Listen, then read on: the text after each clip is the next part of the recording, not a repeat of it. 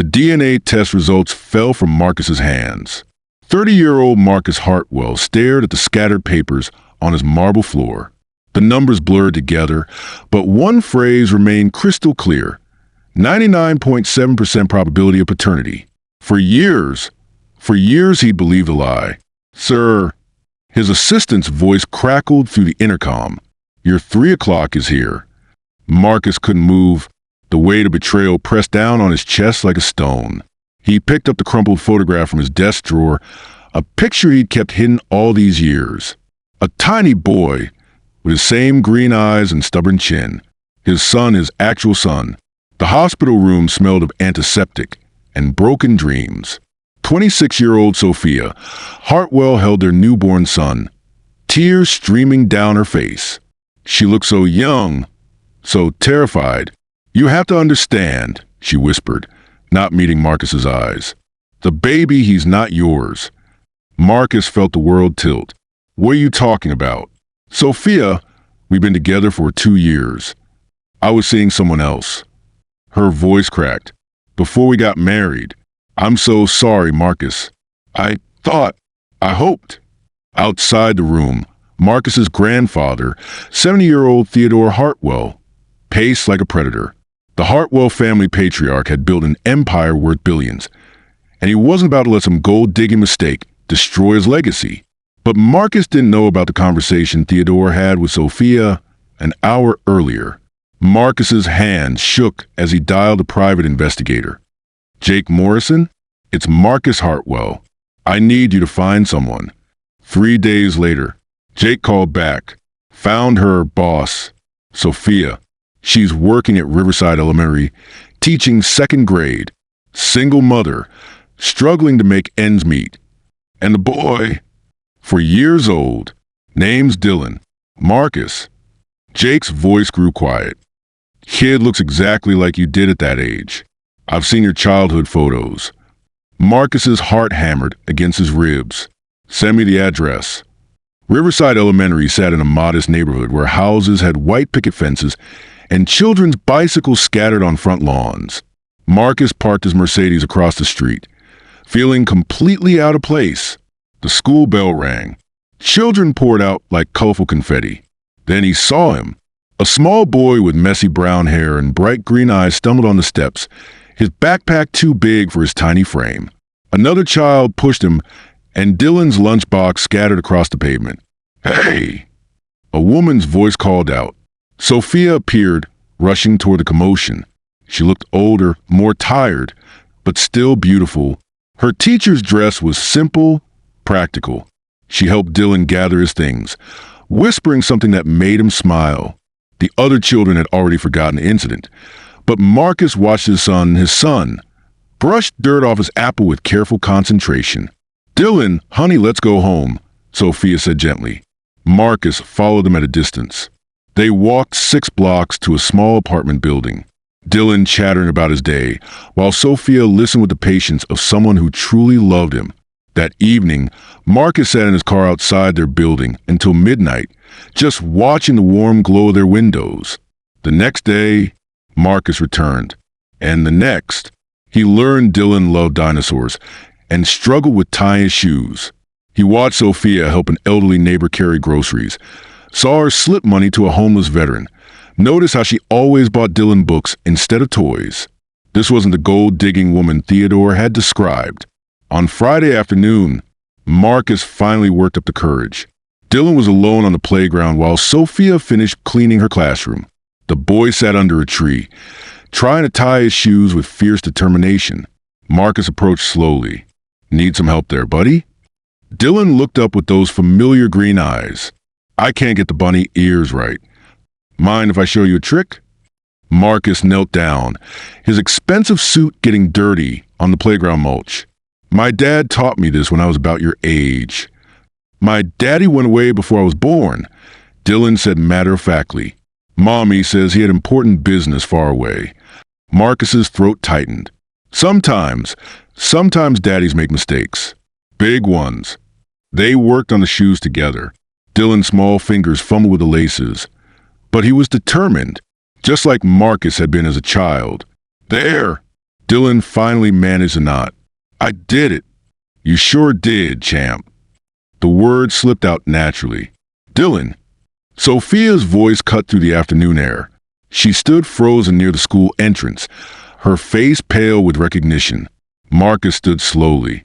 For years of hurt and confusion passed between them in a single look. Mommy, this nice man helped me with my shoes. Dylan ran to Sophia, oblivious of the tension crackling in the air. Dylan, go wait by the car, okay? Sophia's voice remained steady, but Marcus could see her hands trembling.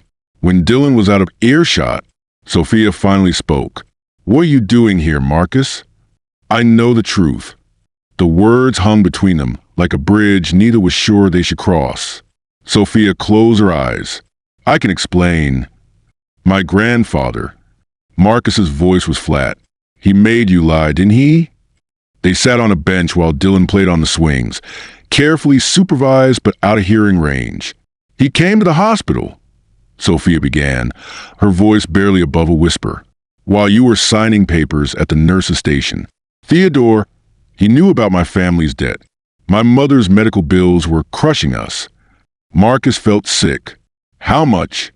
$200,000. He said he'd pay everything if I told you Dylan wasn't yours. He said, she wiped away tears. He said a man like you deserved better than a poor teacher's daughter who would only hold you back. And you believed him? I was 26, Marcus, scared and exhausted. My mother was dying, and I had a newborn baby. Theodore said it would be better for everyone, that you'd move on, find someone worthy of the Hartwell name. Marcus watched his son pump his legs on the swing, reaching toward the sky with pure joy. He gave me papers to sign, Sophia continued. A non-disclosure agreement. Said if I ever contacted you or told you the truth, he'd destroy my family financially. Make sure I never worked as a teacher again. The DNA test you showed me, fake. Theodore had it made by some lab. He knew. Sophia's voice broke. I've hated myself every day for 4 years. Marcus turned to face her fully. Why didn't you fight it? Why didn't you trust that I would have chosen you? Chosen us? Because maybe he was right. The words came out in a rush. Look at you, Marcus. Look at this life you built. Would you really have been happy in a tiny apartment, worrying about grocery bills and preschool tuition? For a moment, Marcus couldn't speak. He watched Dylan jump off the swing and run to the monkey bars, his small face scrunched in concentration. You want to know what I've been doing for 4 years? Marcus finally said, building a company I don't care about, making money that means nothing, dating women who bore me, living in a penthouse that echoes with emptiness. He met her eyes. Every night, I thought about that little boy I thought was mine. And every morning, I wished I could have just one more day with him. That evening, Marcus drove to Theodore's estate. The old man was in his study, reading financial reports with the dedication of a monk. Grandson, Theodore didn't look up. You're early for Sunday dinner. Dylan is my son. Theodore's hand stilled on the pages. After a long moment, he set down his reading glasses. I suppose you've been doing some digging. You destroyed my family. Marcus's voice was deadly calm. You made me believe I'd been betrayed by the woman I loved. You stole 4 years of my son's life from me. I saved you from a mistake. Theodore's voice held no remorse. That girl would have dragged you down, made you ordinary. She teaches children to read, Theodore. She helps her elderly neighbors. She raises my son to be kind and thoughtful. What exactly is ordinary about that? Theodore stood, his cane tapping against the hardwood floor. You think love is enough? You think fairy tales pay for Harvard tuition and country club memberships? I think, Marcus said slowly, that you're a bitter old man who destroyed the most precious thing in my life because you couldn't stand the idea of me being happy without your approval. For the first time in Marcus's memory, Theodore looked truly old. Everything I built, the old man whispered, was for you, for our family legacy. No, everything you built was for your own ego. Well, congratulations, grandfather. You succeeded. I'm rich. I'm powerful and I'm completely alone. Marcus walked toward the door, then turned back. I'm resigning from Hartwell Industries. I'm liquidating my trust fund. And I'm going to spend the rest of my life making up for the 4 years you stole from us. The small house on Elm Street wasn't much to look at. 3 bedrooms, a postage stamp yard, and neighbors who actually waved when they saw you. Marcus loved it. He found Sophia in the kitchen, helping Dylan with his homework at the worn wooden table they'd bought at a garage sale. "Daddy, I can tie my shoes super fast now," Dylan announced proudly. The word still made Marcus's heart skip. It had taken Dylan exactly 2 weeks to start calling him Daddy, as if he'd been waiting his whole life to say it. "That's great, buddy. How about you show me after dinner?" Sophia looked up from the math worksheet, her engagement ring catching the light from the window. They were taking things slowly, rebuilding trust one day at a time. But some mornings, Marcus woke up and couldn't believe how lucky he was to have this ordinary, extraordinary life. "How was your first day at the community center?" she asked. Marcus grinned. "Turns out running youth programs isn't that different from running a corporation. Just better hours and way more finger paint." He'd used his business skills to help establish after-school programs in underserved neighborhoods. The pay was a fraction of what he'd made before, but he'd never felt richer. Dylan tugged on his sleeve. "Daddy, will you read me the dinosaur book tonight?" "Wouldn't miss it."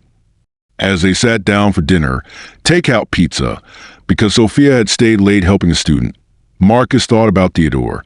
The old man had tried to reach out twice, but Marcus wasn't ready for that conversation yet. Maybe someday. Right now, he was exactly where he belonged. "Daddy," Dylan's voice interrupted his thoughts. "Tomorrow is show and tell. Can I tell everyone about how you found us?" Marcus and Sophia exchanged glances over Dylan's head. "What would you tell them?" Marcus asked carefully. Dylan considered this with 4-year-old seriousness.